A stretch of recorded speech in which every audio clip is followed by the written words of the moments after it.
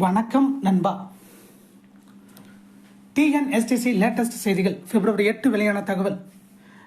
இந்த ஆண்டு இறுதிக்குள் 600 பேருந்துகள். சென்னையில் ஏப்ரல் முதல் மின்சார பேருந்துகள் இயக்கம். அதிகாரிகள் தகவல். சென்னையில் ஏப்ரல் முதல் மின்சார பேருந்துகள் இயக்கப்படும் என்றும் இந்த ஆண்டு இறுதிக்குள் 600 பேருந்துகள் பயன்பாட்டிற்கு கொண்டு வரப்படும் என மாநகர போக்குவரத்து கழக அதிகாரிகள் தெரிவித்தனர். சென்னையில் மாநகர போக்குவரத்து கழகம் 630 வழித்தடங்களில் 3200 பேருந்துகளை இயக்கி வருகிறது. அதில் தினமும் 32 லட்சம் பேர் வரை பயணம் மேற்கொள்கின்றனர்.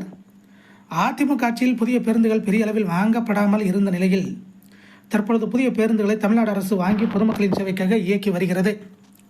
சென்னை உட்பட பல்வேறு மாநகர்களில் புதிதாக வாங்கப்பட்ட தாழ்தள பேருந்துகள் சிறப்பாக இயக்கப்படுகிறது. இந்நிலையில் காலநிலைக்கு ஏற்ப சுற்றுச்சூழலுக்கு மாசு ஏற்படுத்தாத வகையில் நகர்ப்புறங்களின் போக்குவரத்து பயன்பாட்டிற்கு நவீன வடிவமைப்புடன் கூடிய மின்சார பேருந்துகள் வாங்கப்படும் என அரசு தெரிவித்தது.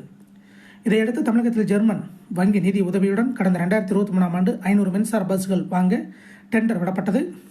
மேலும் கடந்த ஆண்டு 12 மீட்டர் நீளமுள்ள 500 தாழ்தள மின்சார பேருந்துகள் வாங்க தமிழ்நாடு அரசு டெண்டர் கோரியது.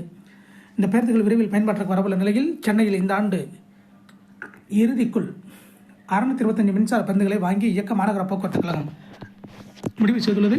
இதுகுறித்து மாநகர போக்குவரத்து கழக அதிகாரிகள் கூறியதாவது: ஜெர்மன் வங்கி உதவியுடன் சென்னையில் இயக்குவதற்காக ஏப்ரல் மாதம் தொடங்கி இந்த ஆண்டு இறுதிக்குள் 625 புதிய மின்சார பேருந்துகளை வாங்க மாநகர போக்குவரத்து கழகம் முடிவு செய்துள்ளது.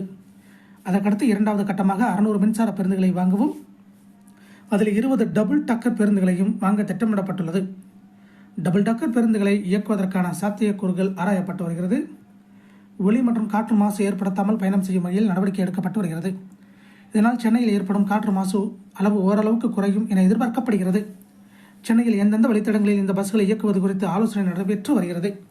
இதை போன்ற போக்குவரத்து துறை அப்டேட்டுகளை தெரிந்து கொள்ள நம்ம சேனல் சப்ஸ்கிரைப் பண்ணுங்கள், ஷேர் பண்ணுங்கள், லைக் பண்ணுங்கள். நன்றி, வணக்கம்.